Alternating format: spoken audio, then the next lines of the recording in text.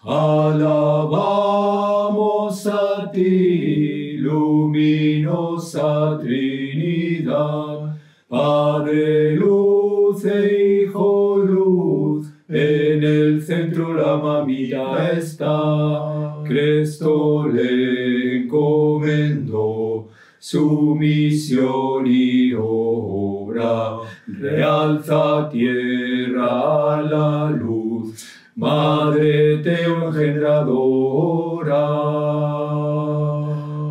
Alabamos a ti, luminosa Trinidad, Padre luz e Hijo luz, en el centro la mamita está. Cristo le encomendó su misión y obra, realza tierra a la luz, Madre engendradora.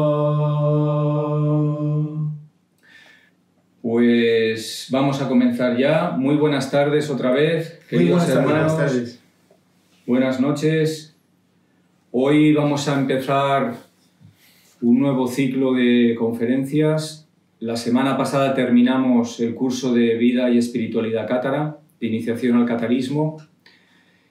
Y a partir de hoy no sabemos cuántas transmisiones, pero vamos a empezar a abrir la figura de Cristo de Partia, de Cristo de Partia. Están a punto de salir también el libro editado por la asociación, por nuestra asociación, por nuestra editorial, y a través de este libro que Juan de Sangrial, que Padre Juan escribió ya y que se ha traducido al español, se abre una perspectiva diferente, no solamente con la figura de Cristo, también, por supuesto, con la figura de Madre Divina, quién fue ella, dónde nació, su dinastía, etc. Y cambia completamente la perspectiva incluso de lo que es los sellos que desgraciadamente tenemos cada uno, muchos de nosotros, estos sellos religiosos.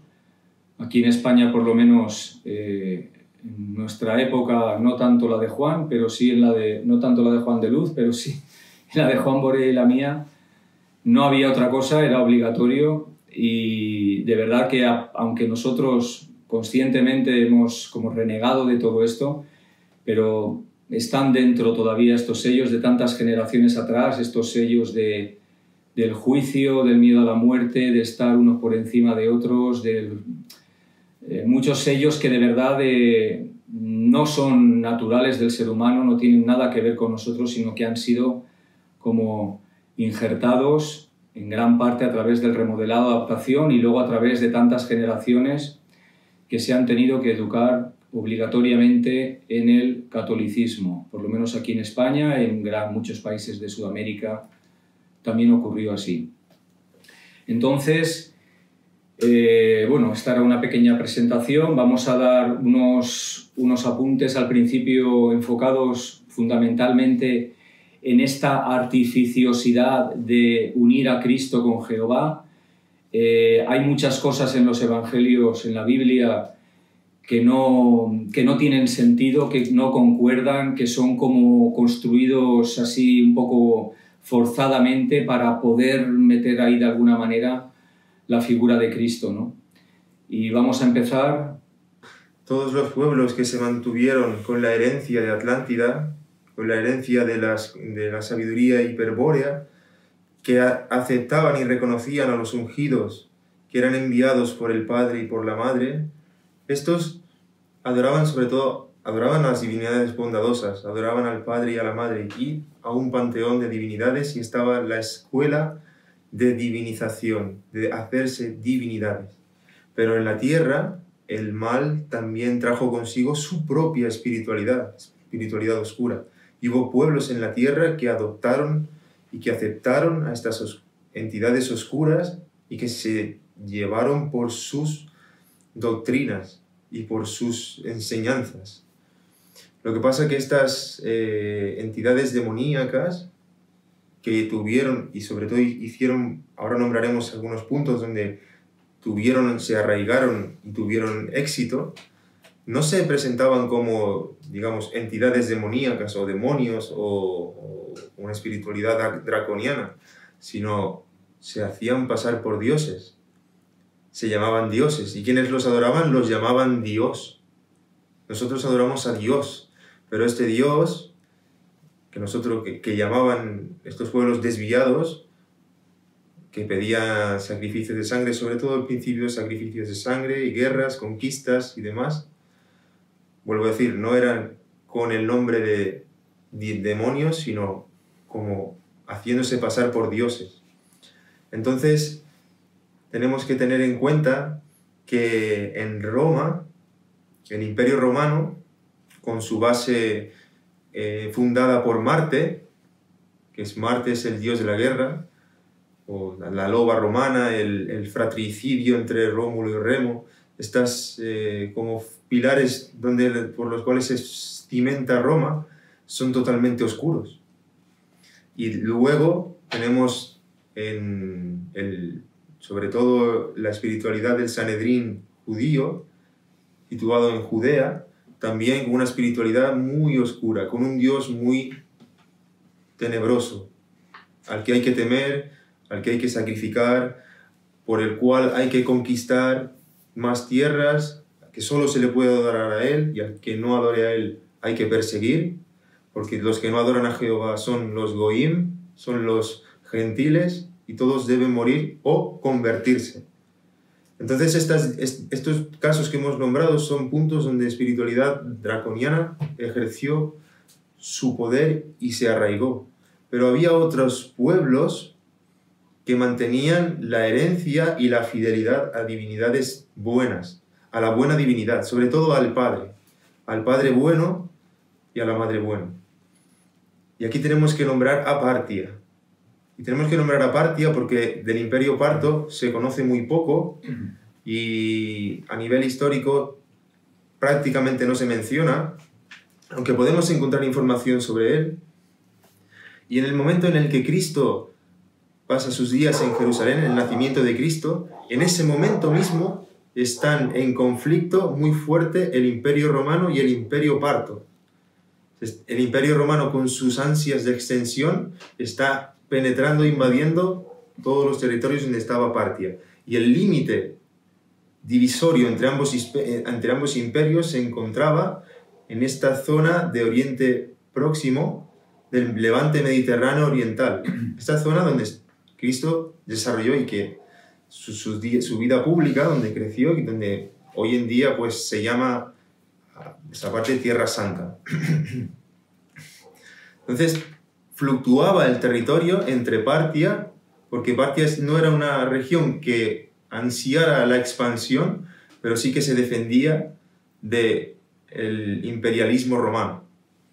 Entonces, los territorios de esta parte del Levante estaban fluctuando entre Partia y el Imperio Romano.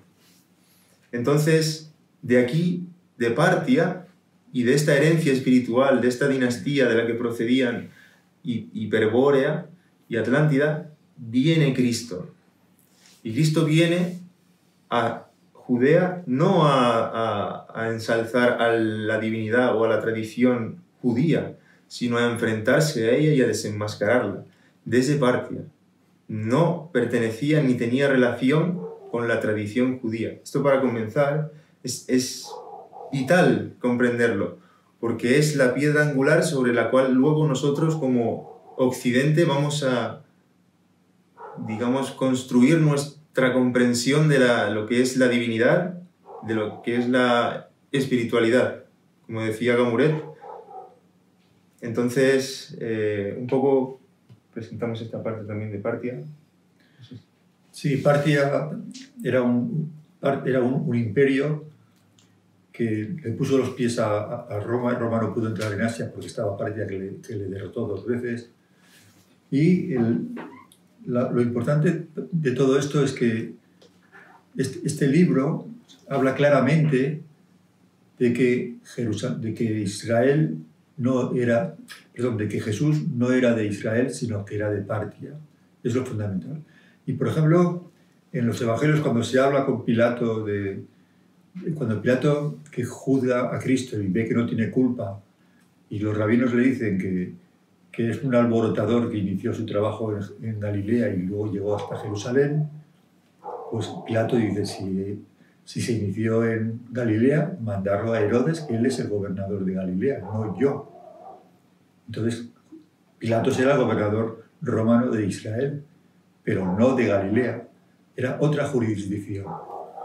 Hay así como muchos casos en que se pueden ver claramente que Galilea y Samaria no pertenecían a Israel, aunque tenían un vínculo muy grande, porque tampoco se sabe muy bien qué tipo de relaciones se habían establecido entre Roma, Partia y Israel.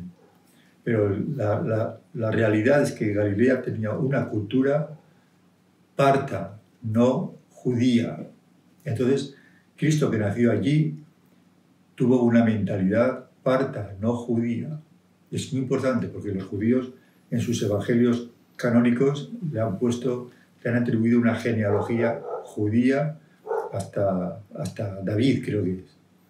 Hace 50 generaciones, en línea directa hacen que del rey David nazca Jesús. Nada más contrario a la realidad. No tiene nada que ver Jesús con David, Cristo, perdón, con Jesús, con David, con todo esto. ¿No? Es otra cosa.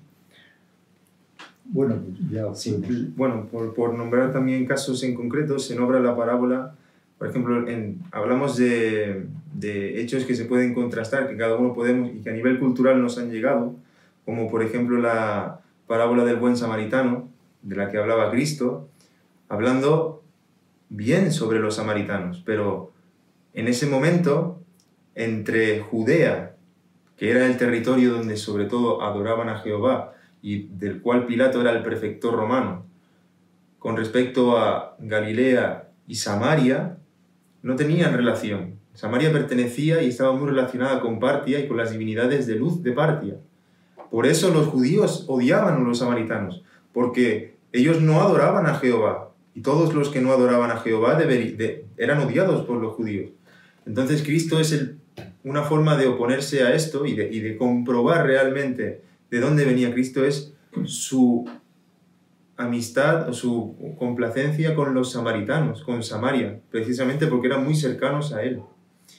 También hay otro pasaje en el que, en el Evangelio de Juan, cuando dicen que Cristo viene de Nazaret, y dicen, pero ¿acaso puede salir algo bueno de Nazaret? Los judíos tampoco les gustaba Nazaret porque Nazaret estaba en Galilea, y Galilea, igual que Samaria, también eran provincias muy cercanas a Partia. Entonces,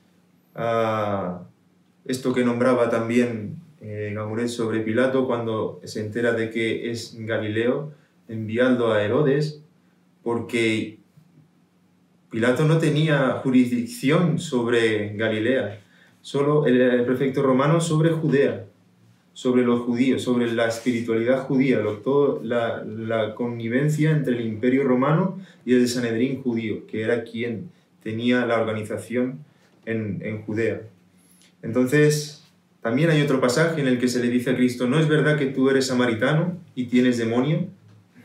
Como otra vez son claves que no cuadran, sino es que ahora mismo conocemos este misterio, esta rama oculta que se ha prohibido tanto durante tantos milenios a través del judeo-cristianismo, esta judaización ilegítima y criminal que se ha hecho con Cristo.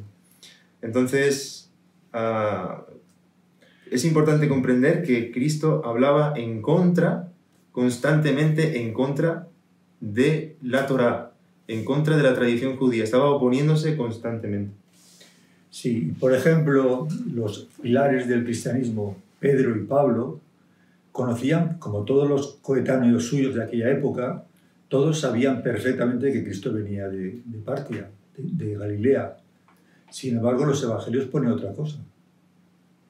Ponen que eran judíos, que nacieron en Belén, de Judea, y que fueron adoptados, se iniciaron en el rito judío a los 3 años, y toda la historia.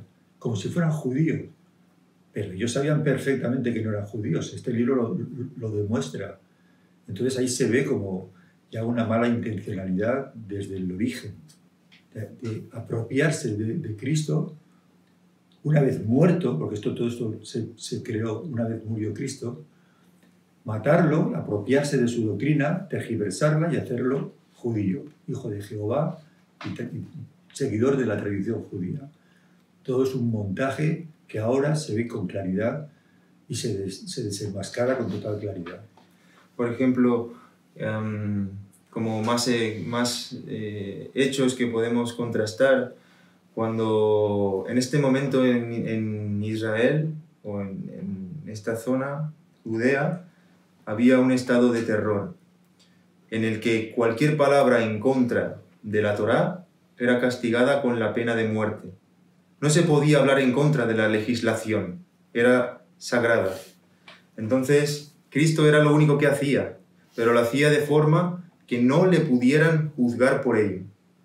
Entonces, una de las casos es, por ejemplo, la mujer que es cogida en adulterio y los rabinos y escribas se la llevan ante él y le dicen, ¿qué debemos hacer? Según la ley de Moisés, debe ser apedreada. Y es cuando Cristo les responde, pues quien esté sin pecado, que tire la primera piedra. Porque si decía que no había que apedrearla, iba en contra de la legislación de Moisés y podía ser juzgado de muerte. Y era lo que estaban buscando.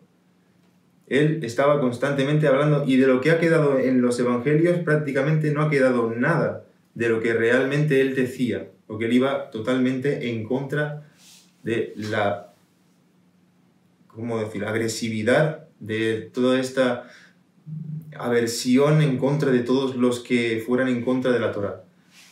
También otro pasaje como el del que si tenemos que pagar impuestos o no tenemos que pagar impuestos, porque entonces también tendrían la justificación para juzgarle, si él decía que no. Porque en ese momento el Imperio Romano cobraba impuestos a los que vivían en Judea. Y Cristo también les responde sin ir en contra, como debo devolverle el dinero a quien esta cara tiene la moneda, al César. Entonces, Cristo se tuvo que enfrentar muchísimas veces a este tipo de trampas, de estrategias para que le intentaran poder juzgarlo, sobre todo porque iba en contra de los intereses del Sanedrín y de la tradición de la Torá.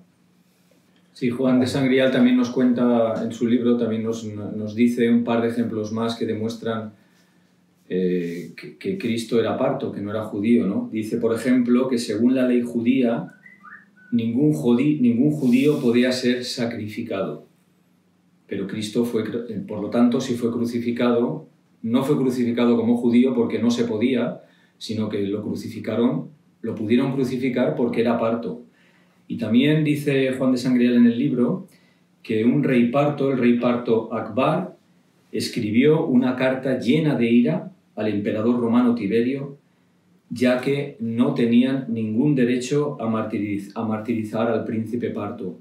Todo esto son constataciones de esta artificial unión de Cristo a Judea, de Cristo a Jehová, de Cristo a la Torá, a la religión judía, y de verdad que Juan de Sangrial, con esta profundidad a la que suele tenernos acostumbrados, de verdad desentraña y desmenuza para que nosotros veamos con claridad que no estamos hablando de algo que puede ser, sino que algo que fue así. O sea, Cristo, con muchas pruebas que Juan de Sangrial va desgranando una a una, demuestra con claridad que Cristo fue parto, no fue judío. Esto, como decíamos al principio, desmonta totalmente a toda la historia que nos han contado, toda esta patraña, podríamos decir, en la que se ha tenido engañada a la humanidad durante tantos cientos de años.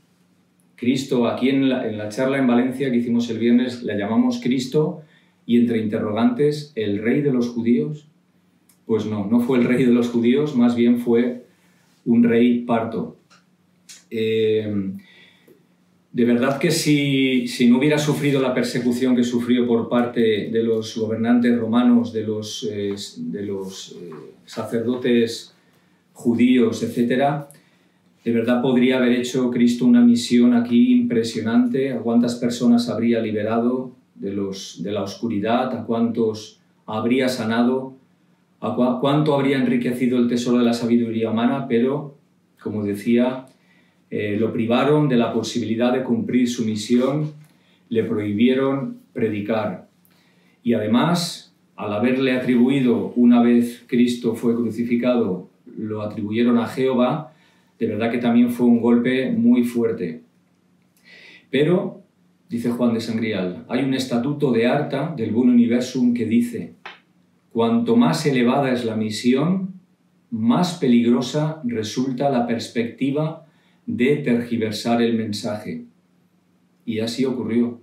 La misión de Cristo más elevada yo creo que ya no podía ser, y hubo este peligro, hubo este riesgo de que se tergiversara su mensaje tal y como ocurrió. Mintieron sobre el lugar de su nacimiento, mintieron sobre su educación, mintieron sobre su medio circundante, sobre su familia, etcétera, etcétera, etcétera. Pero esta revelación que hace ahora Juan de Sangrial en estos tiempos, no es casual tampoco que sea justamente ahora en estos tiempos de tanta tribulación, de tanta oscuridad, pero también al comienzo de la civilización luminosa que está por llegar. De verdad que este libro, este pergamino parto, como dice él, cambiará la imagen del mundo, que en gran parte, a lo largo de la historia, ha sido definida por la Inquisición romana, por la conquista y por la teología obligatoria en muchas épocas y países bajo pena de muerte si no seguías estas enseñanzas, si no te convertías a este Jehová, podías ser torturado o matado, bueno, como ha pasado muchísimas veces a lo largo de la historia. Dice Juan de Sangrial: convertirá a muchos que atestiguan sobre sí mismos. Yo creo en Cristo, pero no asisto a la Iglesia. Miles de mentes se iluminarán, y muchos que creen fielmente en Cristo y la Madre Divina serán despojados de las maldiciones del dragón. Los abandonarán miles de dudas, absurdidades y disparates. Se esfumará el miedo a los castigos después de la muerte y el pecadocentrismo relacionado con él. Será eliminada la prohibición para glorificar a la Madre Divina y el corazón se ensanchará. Es que es así, con esta presentación de Cristo como Hijo de Jehová. Pero es que es absurdo, como un Dios que juzga, que castiga, que bendice guerras, que bendice sacrificios de sangre, como muchos de nosotros hemos leído en el Antiguo Testamento y conocéis y hemos repetido tantas veces, ¿cómo es posible que de un árbol podrido crezca o salga un fruto tan luminoso como Cristo? Es que no puede ser, no tiene ningún sentido. Cristo tiene que venir de un árbol luminoso también.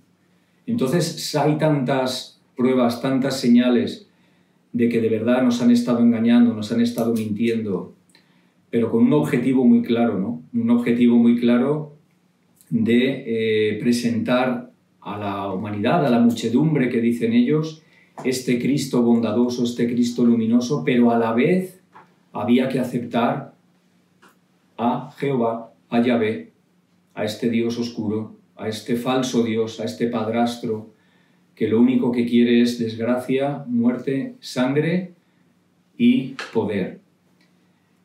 Pues en principio esta es la introducción que queríamos hacer, la presentación. Vamos a empezar ahora con el tema concretamente, con Cristo de Partia. Y la primera parte de la que nos habla Juan de Sangrial es hablar un poco de lo que era Partia, sobre todo a nivel espiritual. Él dice que era o es, aunque dice es, pero bueno, era uno de los reinos más luminosos que jamás han existido en la tierra, un oasis solar de la paz. Dice que en la base de su espiritualidad estaba la práctica de la unión en un todo con el bien amado celestial, con la buena divinidad.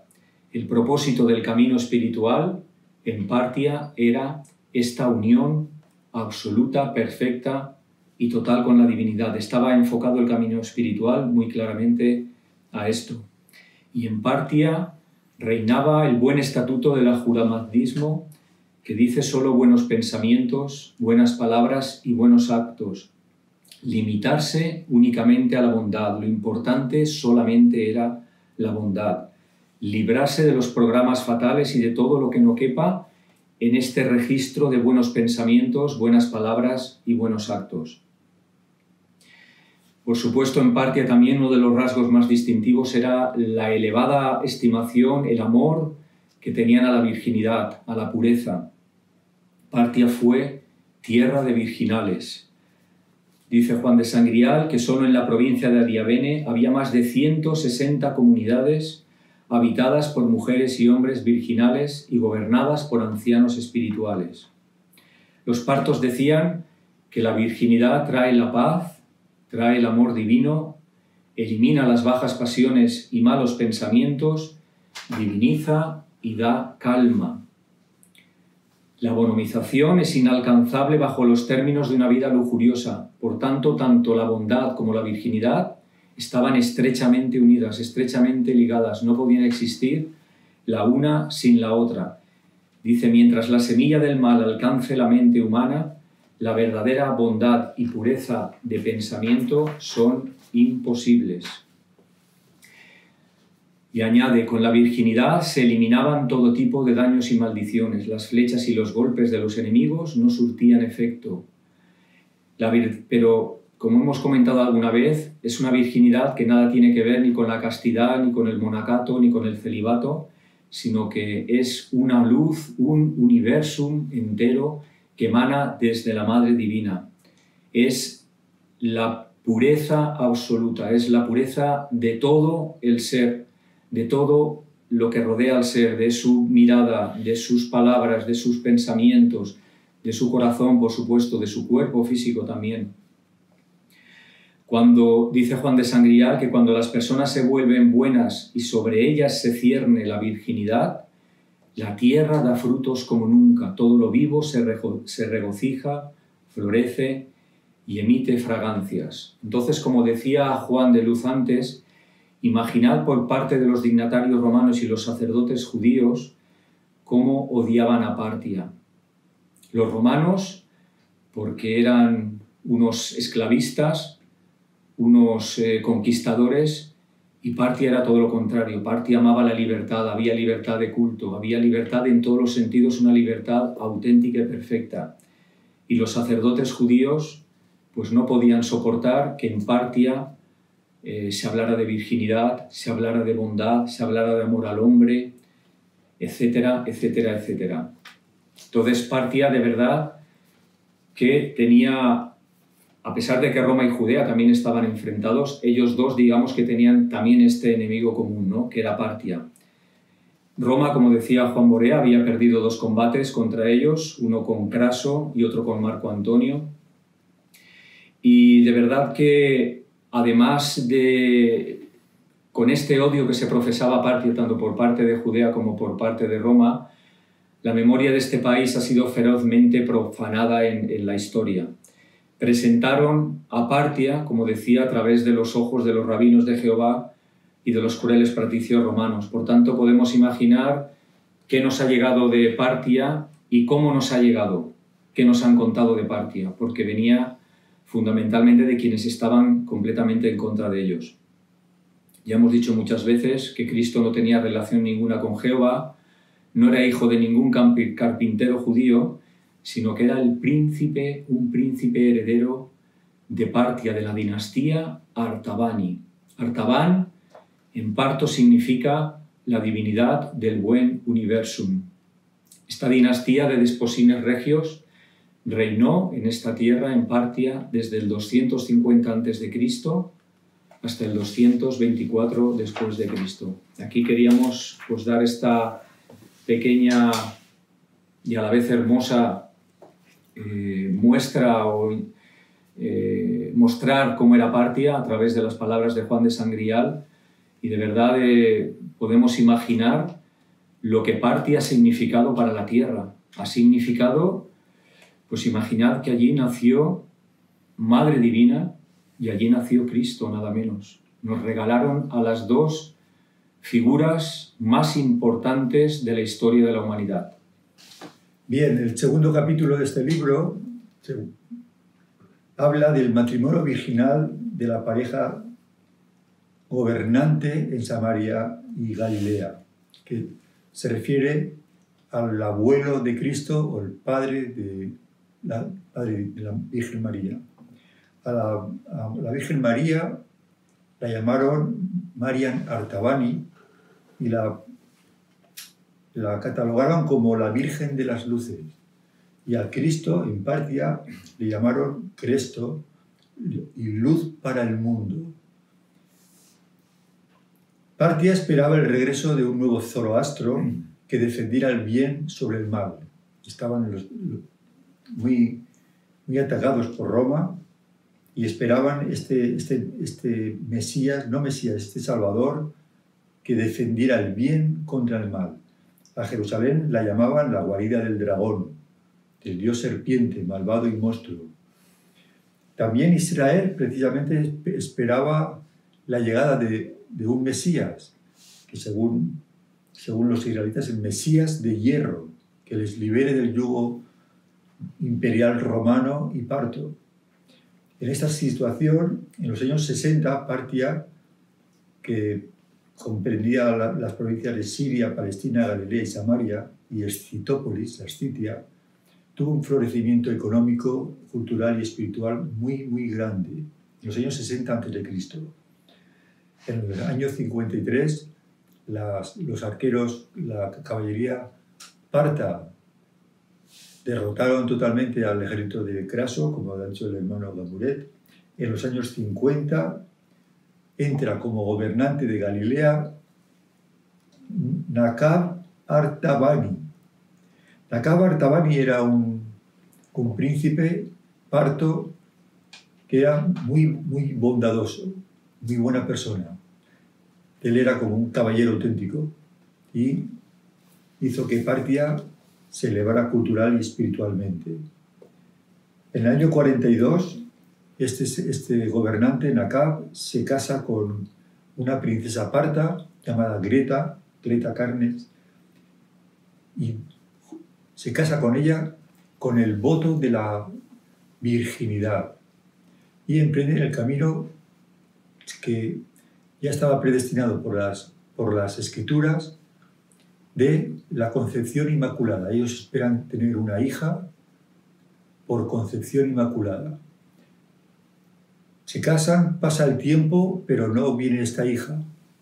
Entonces, los vecinos, los de Jerusalén, que estaban muy al tanto de todo esto, porque ellos conocían perfectamente que esta profecía parta significaba el fin de Israel, porque era la mujer que iba a devolver el bien, iba a vencer el mal. Y el fruto de este matrimonio virginal, según los astrólogos caldeos, significaba la llegada de la salvadora del mundo, proveniente de la familia real de Adiabene, de Partia. Entonces, el Sanedrín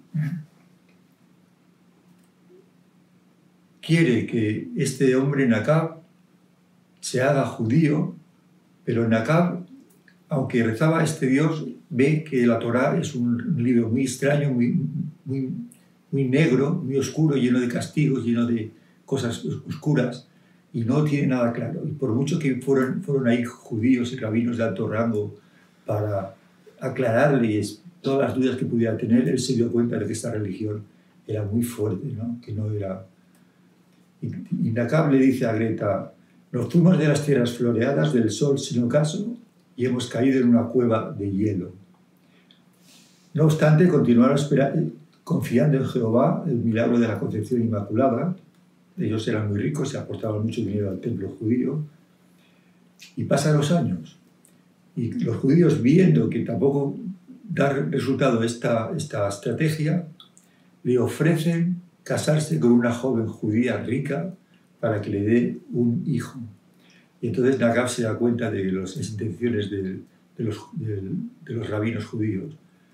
Y entonces ya habla con la esposa y se vuelven otra vez a su tierra, a Partia, a Galilea, y se dan cuenta de que aquellos en quienes confiaba y esperaba ayuda resultaron ser sus primeros enemigos.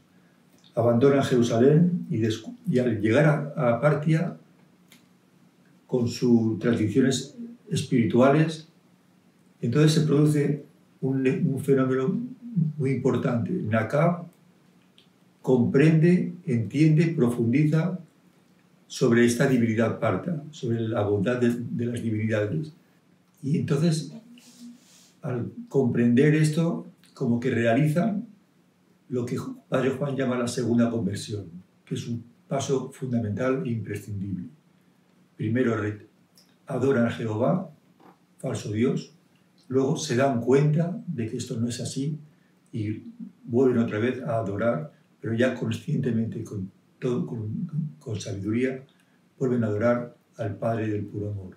Esta segunda conversión parece ser que a partir de aquí la mujer Greta se queda encinta y da a luz una hija, por concepción inmaculada. Una hija que nació espléndidamente y nada más nacer ya hablaba, nada más nacer ya irradiaba luz. Y luego en su crecimiento dio muestras abundantísimas de ser un ser excepcional, iluminado, de ser un ser en el que la diosa, la reina del mundo, del cielo y de la tierra se había metido en ella. Fue como una divinidad encarnada.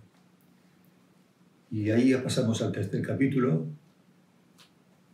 Sí, pasamos al tercer capítulo donde ya ha nacido la Virgen de las Luces, por concepción inmaculada. Este misterio tan grande, pero que no era tan misterio en estas civilizaciones que hemos nombrado antes. Era, de hecho, la principal forma de nacimiento en civilizaciones como Atlántida.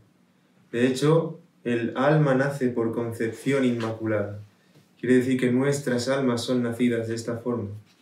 Y este misterio que hoy en día ha sido tan sellado y tan menoscabado, en realidad era lo natural. Era la forma normal, armoniosa, que tenía en un momento la tierra y la que era principal. Este misterio que hoy lamentablemente está tan perseguido. Y por el cual nació Mariam Artabani, la que sería después, la que daría a luz después a Cristo. Entonces, existía esta profecía y los rabinos judíos sabían perfectamente que el nacimiento de la Virgen Inmaculada supondría el final de su poder. Y la profecía también anunciaba que a través de la Virgen de las Luces vendrá la luz del mundo, la luz que salvará al mundo y que expulsará al mal del mundo. La espiritualidad judía está basada en digamos, en el Dios oscuro. Entonces, en cuanto Nagab y Greta huyen de Jerusalén y regresan a su patria, el congreso de sabios de los rabinos se reúnen porque saben que la profecía se está cumpliendo y es su final. Entonces, en esta reunión que tienen, deciden sobre qué hacer.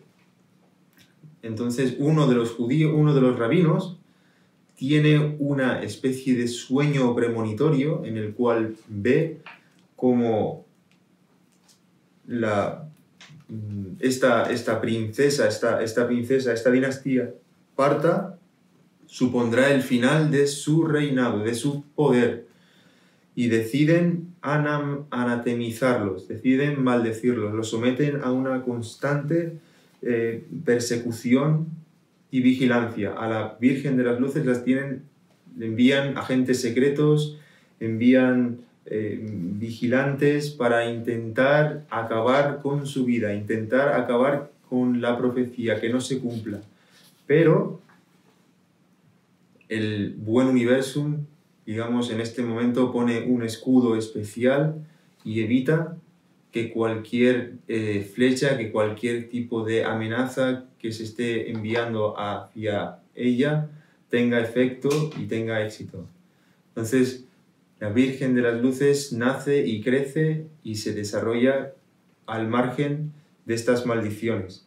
Tenemos que tener en cuenta que en las cúpulas más estrechas y cerradas del Sanedrín se ejercían grandes y muy oscuras maldiciones, anatemas de magia negra, a los cuales luego también fue sometido Cristo.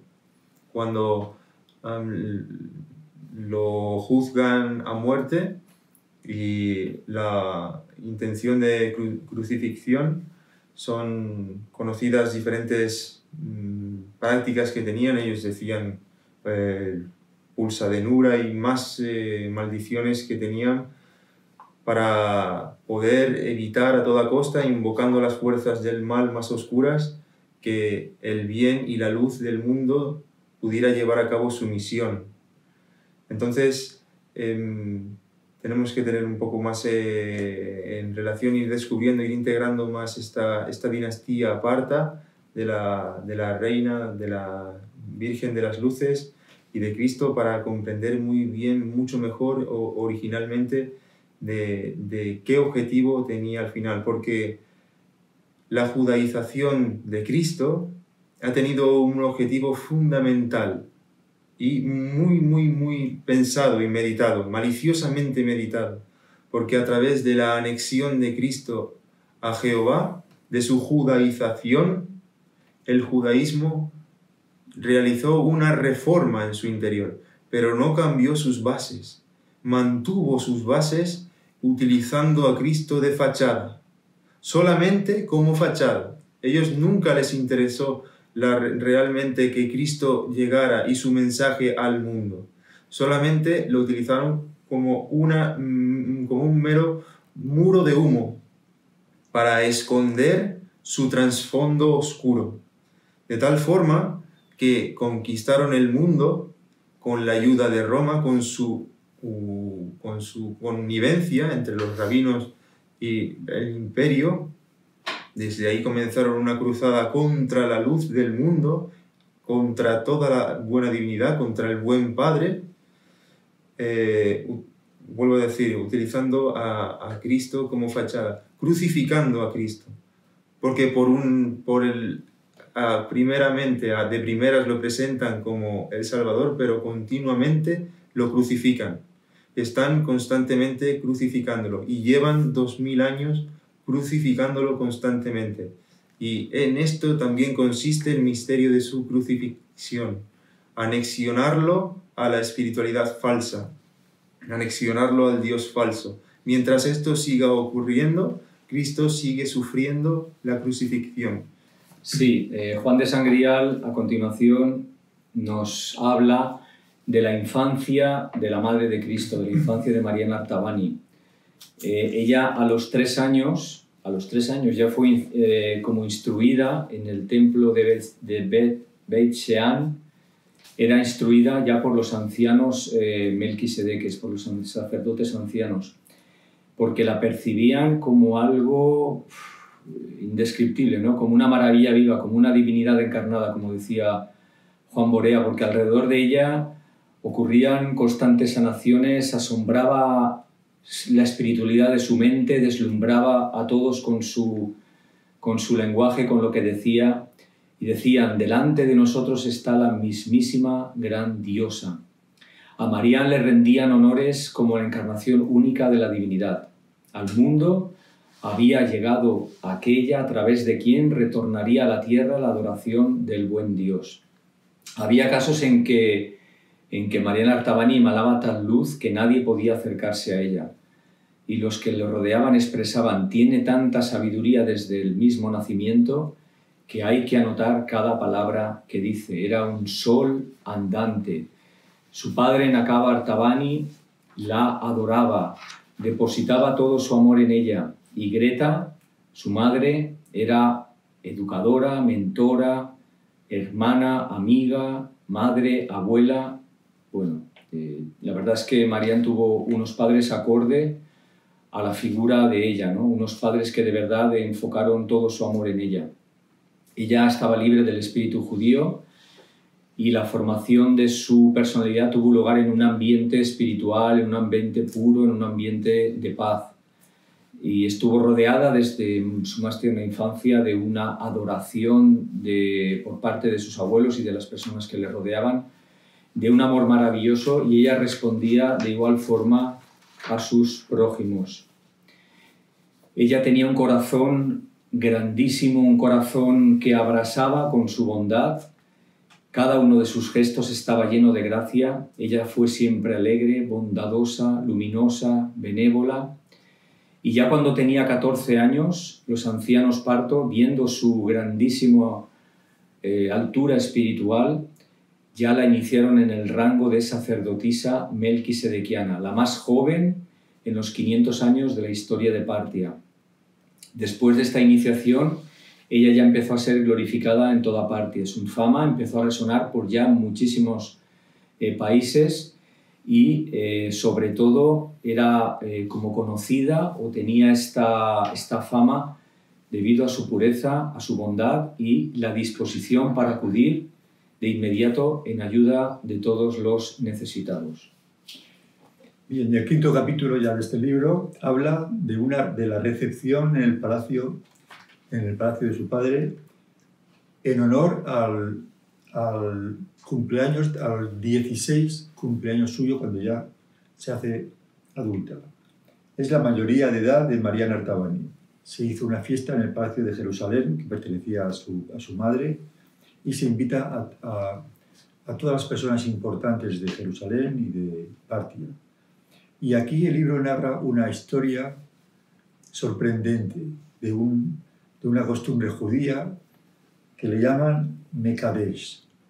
El Mekadesh es un plan insidioso, traidor, para neutralizar a Mariam, a la Virgen, y a su futuro hijo. Esta estrategia la pusieron en práctica un rabino con su mujer y su hijo pequeño. Entraron en la fiesta y en un momento en que la Virgen ya no era el centro de atención, estaba un poco más tranquila, se acercó a ella con el hijo y le lloró un poquito. Le dijo: oh, qué buena que eres, todo el mundo sabe de tu bondad, todo el mundo sabe de tu generosidad, ayudas a todos lo que te piden, eres una santa.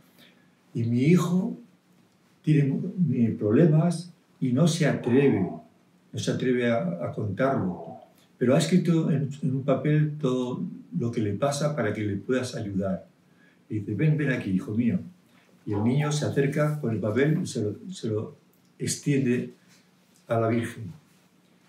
Y la Virgen ve la situación y está dispuesta a coger el papel, pero afortunadamente en ese instante la mujer de Herodes, Mariana o Mariani, que conocía esta estrategia, ve que lo que está ocurriendo y rápidamente le previene a la Virgen para que no toque el papel bajo ningún concepto.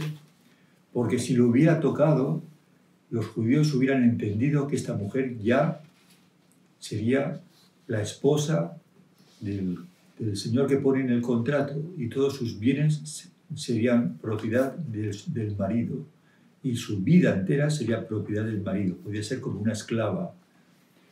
Y no solo como una esclava, sino que el Sanedrín podría juzgarla como judía, castigarla, y cuando la Virgen se dio cuenta del peligro que corría, porque los judíos querían matarla y iban a buscar todo tipo de estrategia hasta que acabaran con ella, la Virgen le pidió a su tío que aceptara ser su protector.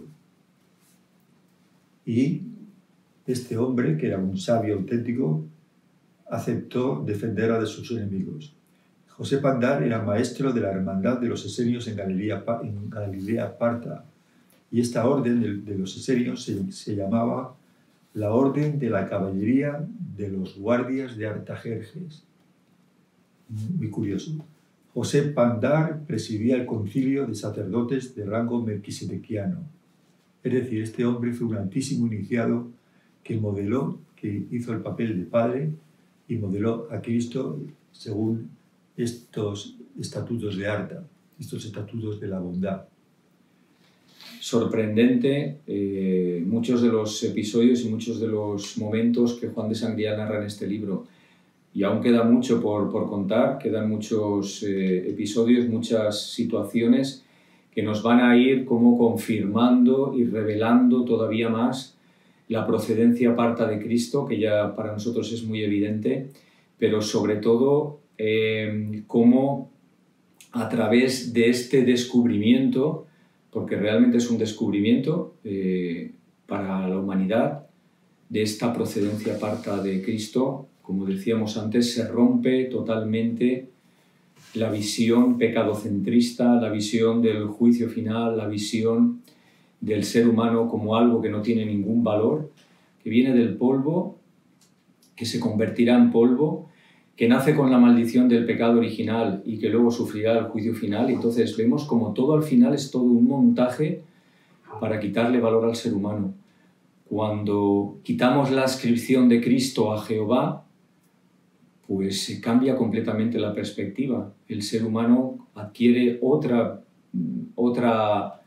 categoría, digamos, ¿no? A partir de este momento el ser humano realmente es algo muy importante. Cristo vino a desenmascarar a esta religión, vino a desenmascarar a este Jehová, y esta fue su misión principal, desenmascarar el mal que estaba en ese momento en Jerusalén. Él vino con mucha valentía a abrir la luz del Padre bondadoso y, como narraremos luego más adelante, a causa de todo esto, pues empezó a sufrir lo que ya en parte sabemos, pero que iremos desgranando con más detalle en las próximas conferencias. Sí, recordar que aunque esta visión es novedosa para nuestra época, porque llevamos 7 siglos de oscurantismo espiritual, pero esta visión de Cristo como opuesto a Jehová es la visión de la rama juánica desde su origen.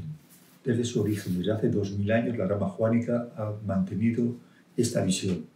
Cuando fue destruida a través de los cátaros que fueron destruidos, cuando esta corriente desapareció de la tierra, se perdió esta visión. Y ahora vuelve a aparecer de una forma milagrosa para recuperar esta herencia espiritual que tenemos en la tierra. Sí, es recuperar y es devolver la luz de Cristo a su árbol original. Cristo fue cortado e injertado en el árbol podrido y él decía, el árbol malo no puede dar fruto bueno, y precisamente por eso el mundo está hoy como está. Y tenemos que ver esa relación, porque cuando se restaura Cristo, se restaura la propia humanidad, se restaura la civilización, nosotros mismos nos restauramos. Entonces devolver a su raíz esta enseñanza a través del el amor y del corazón y de la boca meliflua de Padre Juan, como él se entrega y nos regala toda esta sabiduría y toda esta luz. El mundo puede todavía recuperarse de esta situación y Cristo de verdad puede ejercer esa parusía en nosotros, convertirse a través de nosotros en un conciliar movimiento que expulsará y al final se cumplirá la profecía y se expulsará el mal de la tierra. Pues vamos a despedir también con un canto. Nos gusta cantar mucho, ya lo sabéis. Hay muchísimas canciones en el repertorio cátaro. En el trono del Real San Salvador se corona Cristo de lo alto el tálamo bajó, se ha abierto el cielo. Entra pueblo honrado a la alcoba limpia, baila en coro de hermanos con la Madre Divina.